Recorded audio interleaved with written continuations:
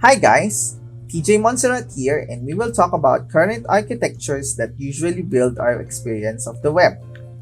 Our first stop is the usual client-server architecture. Simply put, you have a client which requests or sends information from a server.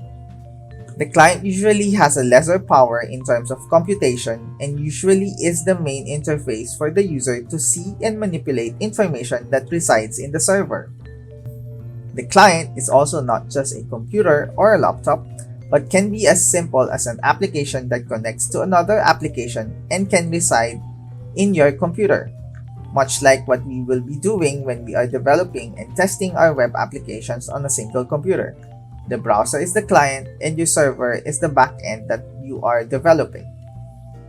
There are several ways a client can communicate to a server, but the usual and most common application layer protocol that is used for receiving and sending information between clients and servers is the Hypertext Transfer Protocol, or HTTP.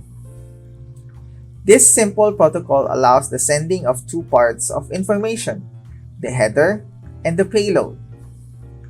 Headers would typically hold information on how to request the data, how to add authorization for accessing a server resource, or what type of payload it is sending. The payload, of course, is the data that is being sent or received. We will discuss further what information can be sent and how it affects the behavior of the client and server. Client-server architecture setup doesn't mean that there is one client or one server.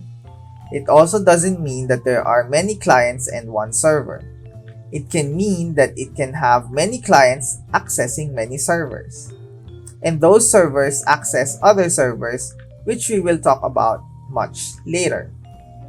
So when do we usually use this kind of architecture? We would usually use it in almost all cases where a person is needed to access information that resides on a server.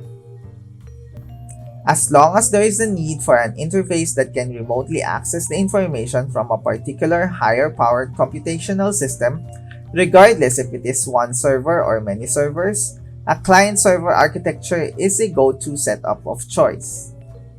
Now, what if a server is the one requesting information from another server? This is where server-to-server architecture comes in. Server-to-server allows communication between two computational entities to send and receive information. One example is if you are a service that provides data crawling for analysis and gets data from Twitter or Facebook. Your service would be a server that doesn't need a human to dictate when or how to crawl Twitter or Facebook. What it does is run a program periodically to get information from Twitter servers or Facebook servers on behalf of a user. The key idea here is that it doesn't need constant human intervention to send and receive information between servers. It depends on how a server is programmed. Human intervention can set indirectly how to get or send information, and once these configurations are in the server, it will request or receive information to and from the target server without any need for the human to do the action. Usually, it also uses HTTP as the main protocol choice, but PubSub or Publish-Subscribe event streams can be used as well. Although both HTTP and event streams would have one server push the message directly to the target server, and both also have a header and a payload, event streams would have an event queuing system in between those servers. This allows the efficient triggering of events by one server, while the other listens to those events and gets triggered once an event that they are listening to is called. Server-to-server architecture is really good when you need to access third-party services that needs a token, rather than a username and password. The third architecture that we will be discussing is the Microservices Architecture. With the rise of cloud computing, we are now able to have multiple physical servers to work with each other to make it look like one single entity. This also created a new kind of compute entity called serverless systems, where they can act as servers but don't really have a one-to-one relationship to a physical server. Serverless systems become the norm for easy deployment of server-side applications because of its low-cost setup. The rise of higher need to process data, the problems of a monolithic architecture in terms of maintenance and modularization, as well as the ease of deployment of serverless through the use of containers, made it possible to create microservices. We can see the similarities of server-to-server architecture when microservices communicate with each other. One key difference is that microservices usually have one particular responsibility that is often reused by other microservices, making it modular. Some practices would include having their own set of databases for accessing and processing data when requested or received by and from other microservices. As this is bordering on the more advanced and complex architecture, we will leave it at that for now and we will talk about them in some other series.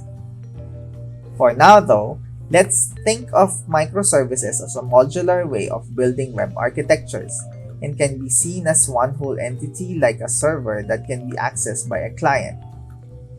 There are other architectures out there, but we will now focus on architecture tiers. This is useful to understand as this determines how scalable or modular your architecture is. We will start with the two-tier architecture. A two-tier architecture is again your typical client-server setup where a computer or phone is the client or the first tier and the server is the second tier. All applications in the first tier, may it be a browser, a mobile app, or a desktop application, resides in the first tier, while the back-end app and the database resides in the second tier. This is typical for small websites that resides in shared or dedicated hosting sites like WordPress or simple web servers. The problem with this architecture is the scalability of the second tier, the server side.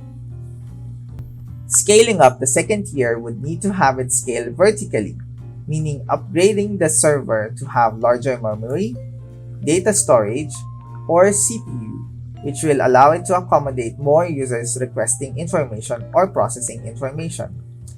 To allow the ability of better scaling, which is horizontal scaling, or the ability to replicate and deploy the same setup if it needs larger resources, instead of upgrading one system, we would need to use more than a two-tier setup.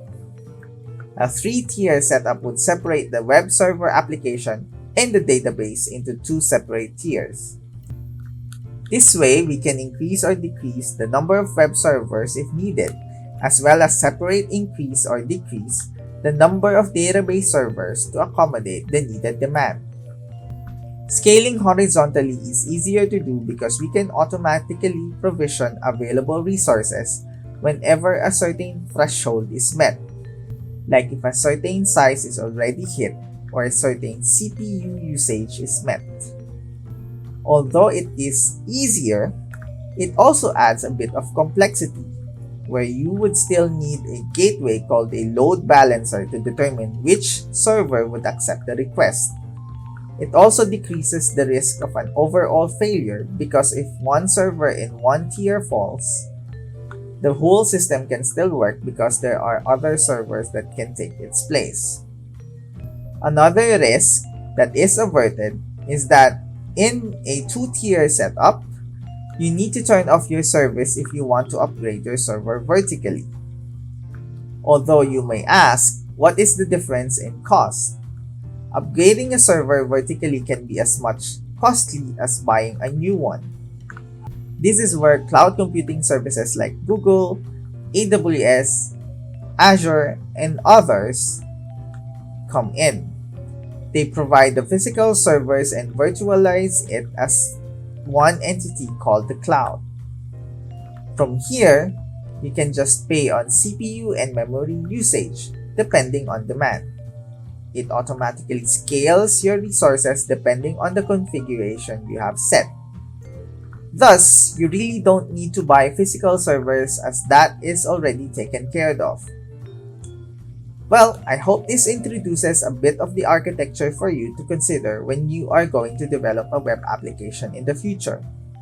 Knowing this is essential regardless if you are just implementing code or designing large systems that are resilient. Now, given this, we will now talk about some essential concepts to know when building an API that is predictable and usable. See you in the next video.